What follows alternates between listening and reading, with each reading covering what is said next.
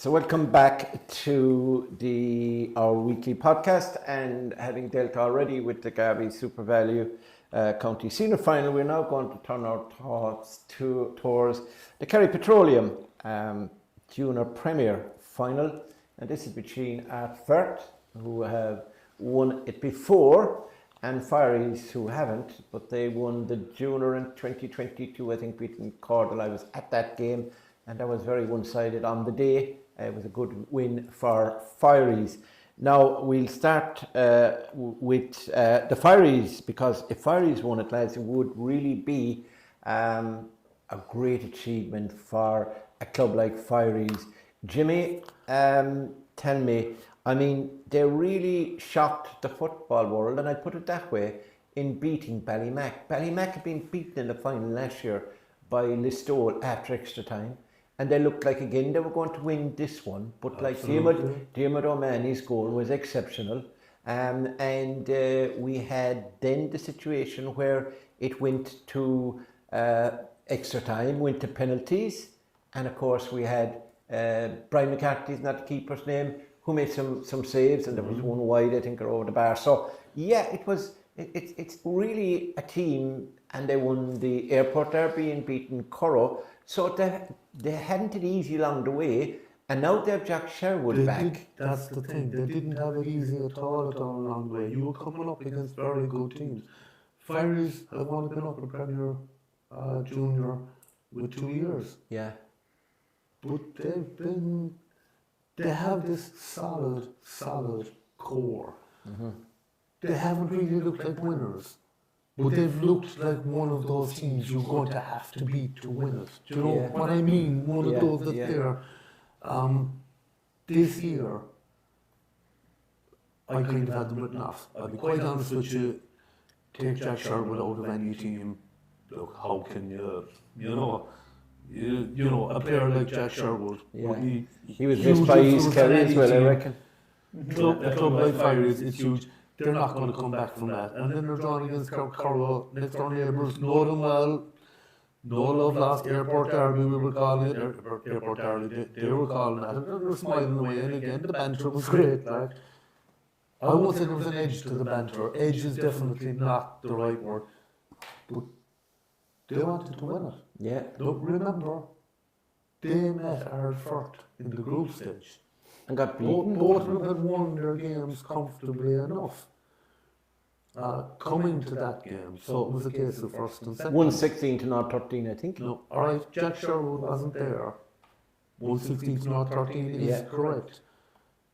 Something I thought was interesting, just because I previewed the games, and it's no secret, this is all in print already, it was already said to me in conference ready. But I found it really interesting. Where is it in print? In the Kerry? I put it to Derek Comerford, the Firies. You know, you lost to them in the first round. I didn't see it was 6 points. And he said, you know, that doesn't bother us too much at all. That would be a huge problem if we felt we had played well. We didn't, we were terrible. So we kind of feel, right, I mean, they were 6 points better than us, and they fully deserved to be 6 points better than us.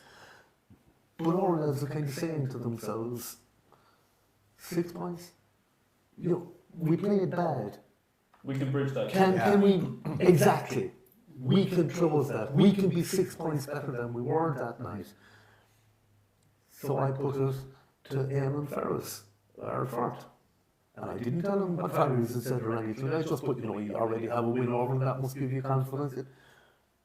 Nah, kind of, even on the night, you know, I knew that wasn't Firies. We know each other over the last year or two. I knew that they'd be disappointed with that, you know. And he said that actually, you know, he shook hands with Niall Donoghue, as you do. Niall's seriously experienced Firies player, you know. So for him, he shook hands and kind of looked, you know, hard look. He didn't really get going on the night. And he said, Niall kind of smiled and said to me, sure, look, we might meet again. And I kind of knew it wasn't this. It was a prophecy or anything, but you know, I kind of felt that that actually is a definite possibility. Yeah. You know, I thought it was just interesting on both sides that neither of them thought that game meant that much. John, you saw both. You commentated on the Ballymac game against Firies, and you also saw Ardfert play. What's your opinion of both sides now, we'll say? It's a very intriguing final. Like, I suppose the first thing you have to say is it's such a long gap since the semi-finals. It's like 7 weeks, I think. Yeah, it's very difficult to know how even these two teams have managed to keep the show on the road, you know, when it comes to training, when it comes to keeping the motivation. There were some of them in with St. Brendan's and the Firies lads were in with East Kerry. Yeah, it's very difficult. So like, by the way, just very quickly, did you find it strange that neither James Horgan or Diarmuid O'Mahony got any run with East Kerry and they were in there with them? Yeah, like I suppose it just shows, even though we're saying that East Kerry weren't as strong as maybe previous years, there's still strength in depth was still there at the same time. So with so many clubs involved, and probably with the Firies lads maybe not being in originally, it kind of put them behind the pecking order. Apart from Niall Dunn, who's kind of been a regular on that East Kerry team. Sorry, it was probably just difficult for those lads to break through. But just on that semi-final, James Horgan gave an exhibition that day at centre half forward. I don't know, did he finish up with 10, 11 points that day, or it was 9 or something anyway, minimum. Like, he was absolutely fantastic. Stephen Palmer is electric, like one of the best, fastest young forwards in the county. And they have experienced performers, Firies, like, you know, between, not just with Jack Sherwood and Niall Dunn, you have there's Brosnans there. You have Mike Dawley, you the Flynns, Jake Flynn, there's a lot Patrick De Bruin. I've played with Limerick. There's a lot of very good players on that Firies team. From an Ardfert point of view, they have a lovely mix. Like, you have really good young players coming through the ranks this season who've progressed very, very quickly. Gary O'Riordan in particular, Oran Ferris, Fionnán Egan, Liam O'Connor. And then at the other... He was superb yesterday against Sean O'Quinn in the Connery. I mean, he really exploded in the second half, and when it was going, they were only a point up, Tralee, like highly fancy, one of the favourites along with Mount Hawk to win. They're real leaders as well. Like, you don't even have to talk about John Egan. Like, what you talk about, like Iernan Ferris is a big leader now. Trevor Wallace, Dahi Griffin, Nathan O'Driscoll is playing great football. You mentioned no hurler yet. Eric Lean is back. Mike Lean plays with them. Jordan Brick was scoring soccer goals last weekend. Colin Walsh got the goal out in Kilmiley that day. I don't know who was commentating that day. And then you have the fly in the ointment to a degree. Will Rob Monaghan be tugged out? Will he have got permission from his Aussie Rules club to line out? He's in the country, so it will be... Is he like Killian Langan and all this carry on, And you never told us about that. You kept that a secret, and you knew it. Because you're a personal friend. I said on that particular night, there are no secrets in our Kerry, and both teams know who's available for both teams. So that was kind of telling Jimmy was dreaming about that even. Now, John, I'll skip Damien for a minute for obvious reasons. Listen, Sean, Ardfert Blues related. No. Yeah, we did that game, the Ardfert Sinners game. It was a great game of football with the penalties, as we know, you know. Yeah. But like John said, they have the blend that Ardfert have. You know, they have great experience, but they have very exciting young fellas, particularly Oran Ferris, Gary and Fionnán Egan. Yeah. The Ferris have huge influence at the back. Iernan is he's a tough tackling defender, no nonsense, you know. Yeah. I'm surprised as well that he wasn't starting for St. Brendan's, but that's another matter. Like Dahi Griffin around the middle of the field. Huge. Yeah. You know, they played Eric Lean. He man-marked Killian Trant. Yeah. Did a very good man-marking job on him. You know, so they look on the other side. Firies, I didn't see them live, but you know the players that are mentioned there. If Jack Sherwood is back, he's going to be a huge asset to them again. They have a lot of experience. And they have that youth, but I would imagine it is advantage Ardfert. Yeah. You were out in Kilmiley and Lerwick for that game as well against Castle Gregory. Yeah. And that was at Colin Walsh. That was a tight. They almost went out there. Questions Joe Wallace intervened there, did he? There was questions asked them early on. Castle Gregory, you know, they went ahead. Yeah. And they used their bench. And you know, Colin Welsh got the goal. I think that day Eric Lean came on. Yeah. Michael Lean came on. They're not afraid to make switches. No, they're not. And they have the players. Ronan Walsh is a fine player. The hurler, he'd be starting in most teams. So it's a huge pick. Nathan O'Driscoll. Brandon Barrett. Brandon is one. Kerry June or something. Might get into trouble, but they're drawn from Ballyhigh.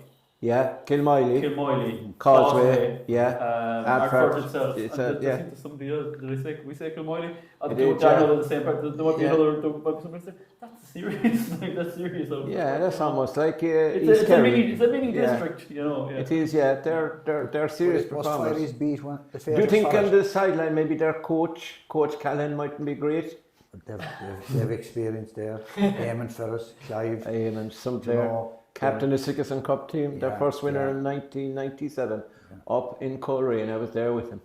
And if it goes to penalties, they will. Yeah, exactly. Because I think their penalties were really well taken, and then a lot of them play soccer and stuff. At the start of the show, then was Nicky O'Sullivan, yeah. Brilliant. I would have to say Firies beat Ballymac, and Ballymac were probably. They were all time favourites, yeah. Might go back to something Jimmy said earlier about the county league not being that important. We were all like, oh, Ballymac are Division 1. That means maybe it's not. Maybe it's not. Yeah. You know, Because of Oh God, the siege is talking again. No, but the soccer connection, the hurling connection, the fact that the three schools were in the Carnival final and so on. We all know a lot of these young Ardfert lads. Again, because of the hurling, there's 4 or 5 players there that I would have seen more often hurling for Kerry than playing football for Ardfert. I honestly think, I'm an East Kerry man myself. Are you? There are times that I doubted Firies are one of those clubs that you hate. Radmore have been there a long time as well. They just do the small things right. Does that make sense? They have a good organised ladies side of the game. You're on about the ladies again. You know, all of these little things, and any one of them doesn't mean much. But they've quietly and carefully, you know, we're talking about James Horgan. Go back 2 years ago, who was talking about James Horgan? He's been the breakout player of this Premier Junior Championship. Stephen Palmer, all right, Keane-Doe, you could see coming, you know, we knew Keane-Doe. David Mahoney, especially Dunlow Cup final, he scored the most unbelievable goal to beat the Sen. You know, and for Pres Milltown to beat the Sen in the Dunlow Cup final. Was a disaster for you. No, it was it was a stunning game of football. It was a huge boost for our colleges. Like I said about East Kerry earlier on, it's nothing against the team who are on top. But you want rollover, you want underdogs triumphing. It's part of sport. It's where you get the exclamation mark. And I'm telling you right now, I've huge admiration for Ardfert. They are fantastic players, as it happens, because of circumstances. We've seen a lot of them. Yeah. I'm telling you right now, Firies are coming in a bit under the radar, but they won't be backing off the slightest thing either. They're a tougher outfit than you think. Right. That's my honest opinion. Just a small thing. There's going to be 2 kind of Ardfert county finals this weekend. This one obviously on Saturday, and then on Sunday, Finan Maxey, who would have been playing in this final, is playing the Kilkenny final for Loughlin's against Middlesbrough or Thomastown? I can't remember. Thomastown. So you know, we wish him well. Actually, absolutely. And can you imagine if he was available to them? Yeah, and Rob Monaghan. And the 2 lads in America, Bobby Regan and Owen McKelligett. That's 4 out. But I mean, bring in the 5 or 6 now Kerry hurlers, and sure they're replaced. I mean, in all fairness, if Clive O'Callaghan doesn't win this final, I think he'll end up being here on this panel. And will anybody want him next year? That's the point, John. You know yourself. What do you think? Right, let's get a verdict, lads. Let's wrap this up before we're thrown out of the shop. Yeah, I think Ardfert will share it, Murt. Ardfert will share it. I'll go with Ardfert, but then again, I've seen Ardfert. I haven't seen Firies, so it's only a shot in the dark. Yeah. I wouldn't be rushing down to Berkey Browns on this one. Yeah, you're not a gambler anyway. No, I'm not a gambler anyway. No. John, I think Firies deserve the utmost credit for reaching the Junior Premier Final just 2 years after winning the Junior. Yeah. But I do think Ardfert will shade it. Now, Jimmy, let's wait for you. Now, I'll not off for 5 minutes and we'll resume then, okay? The weather won't be as good as it's going to be On Sunday. Small Shower weather over here. Small shower rain there, kicking off about 8 minutes past 4, but I don't think that will bother either team too much. Just a point in it at half time, which is interesting.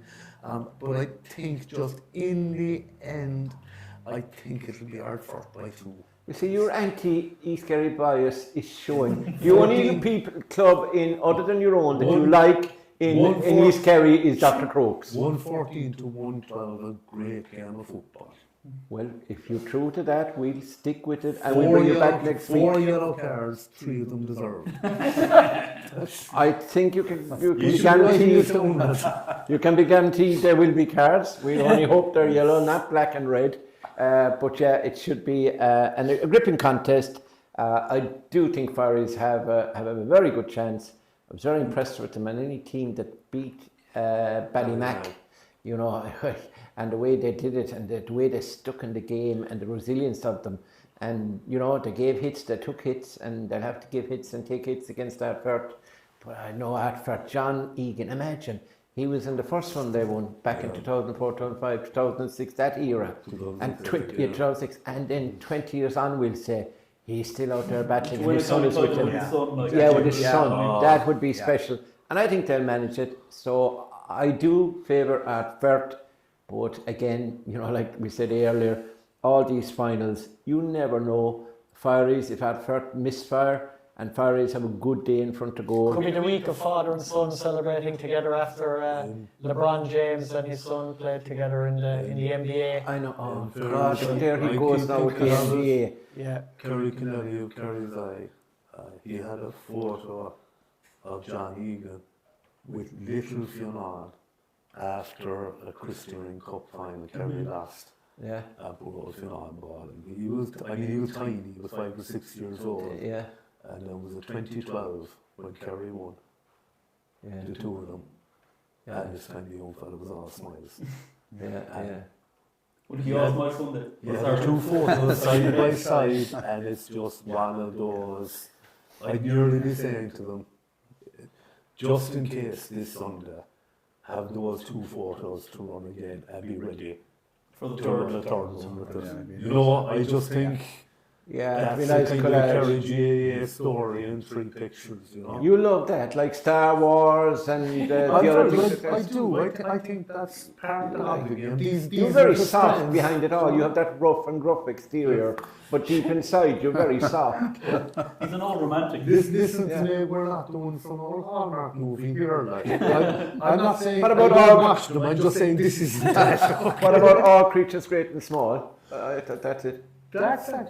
They're lovely romantic stories, right? It's fabulous. Yeah. I know a man here who You is actually- there's a very new romantic. I'm not going to point There's the a finger new at him, series of it. I and he'd be haven't even seen it, but you more put it in, romantic I in might the know. new year. And we wish him well in that romance. John, were you romantic? Very romantic. I'd say so. I mean, when I say it, it's fairly serious. We're going a bit off the wall. Right. Now, one final thing, as we mentioned, or somebody mentioned Christy Cup, to Jimmy actually, I'd like to wish John Moyler, who was, he probably is still, but was in charge of Kerry in those Christy ring eras. He was involved when they beat Waterford back in 93 or 94, was it, Jimmy? 93, Yeah, 93 up in Waterford, that famous day. Yeah, and Kilmiley had, is it 6 or 7 county championships he's won with them, but he's been unwell lately, and we wish him a speedy recovery. Oh God, and absolutely. we hope all will be well with him. We know his son David, he's got a daughter as well. He's married to an international swimmer, and I don't know her name, sorry, I know her first name. But yeah, so we wish John all the best of it. And I'd say that would go from everybody involved in Kerry sport and indeed in Kerry hurling who have known John. And as I said, we wish him well in his recovery. Went to college with John and he was great. In fact, John started off being a soccer player, an outstanding centre half. Mm-hmm. And then something happened and he went to the bars, and when he came to UCC, and he ended up playing with the bars, and showed the rest is history. That's right. And he managed Cork as well, of course. So yeah, an all-round man. He loves fit man, cycling and swimming and everything, and of course after every county final, he'd go swimming in Banna. Do you remember? He told us, I was looking for an interview one day, he said, I'll talk to you later on sometime. I can't, I must go swimming. And he was always on the sideline with friar tuck sandals and the short, the shorts, even if the day was lashing. So he'd enjoy next, is it Sunday you say the day is going to be fine, but he wouldn't enjoy Saturday, the day when it's going to rain. Right, we keep you to that. So best wishes anyway, John, and that's that for now. So now we're going to finish up, and we're going to tell you and remind you again that this final on Saturday, Kerry Petroleum, we'd like to thank them for their sponsorship as well. On behalf of Kerry GA, both the final between Ardfert and Firies will be live and exclusive on Clubber. The throw-in time there is 5 o'clock, so I'd imagine from about 4:45, 4:50 on, you can tune in to us, and we'll be giving you full coverage of that game. And then, of course, on Sunday, the big game will probably be on about 1:30. Is the throw-in time 2:30, lads? Yeah, 1:30, and we'll have the girls, the ladies team who won the All-Ireland are going to be introduced to the crowd at half-time, and hopefully we will have a lady or two to talk to. Jimmy loves that when I say a lady or two to talk to. He looks at me with a jaundiced eye. This is these are footballers. No, sorry, let me be clear. I am absolutely fine with ladies being there. It's him talking to them. My issue. And there we have it. And so from this week's, we had 2 podcasts actually. We had the Gaby Super Value one earlier talking about the county final, and now we've had the one talking about the Kerry Petroleum Junior Premier final. So the best look to the 14th over the weekend, and we'll be back next week with a forensic analysis of what happened in both finals, and maybe there might be 2 draws. Who knows? I don't know what the odds on that are, but the odds are that the 4 of us we'll be back again next week, and no, I'm thinking of if there's 4 and 1 5, there's going to be missing lads, and of course the 5th and most important man is over in the corner, filming this and giving us hand signals when we're get a bit rowdy, and that's John C. O'Shea, and he'll be involved on Sunday with a plethora of cameramen carrying you live and exclusive coverage of the final, which isn't on TG4, isn't on RTE1, but is on Clubber TV. Sure, where would you get it? And the lads, they're looking forward to it. The only one who probably won't be involved with us is Stacky, Damien. He'll be looking after his number 1 employer and supplying a nearly online account. I want it up early now, Damo. Right, yeah, do your best for me. Just for me, yeah. Send me on one as well, and I'll send it away. Anyway, on that, right, so that's the story for now. Thanks again. The weather outside hasn't improved since we came in about 5 hours ago. So it's still raining. And as well, sympathies. I was up at the funeral just before we came in, got wet actually, walking up there. Sympathies as well to Con McCarthy. Con, who died yesterday and is being interned tomorrow. Well, Con was the man behind the sound up in the Darcy and Stack Park for the last 30 years or so.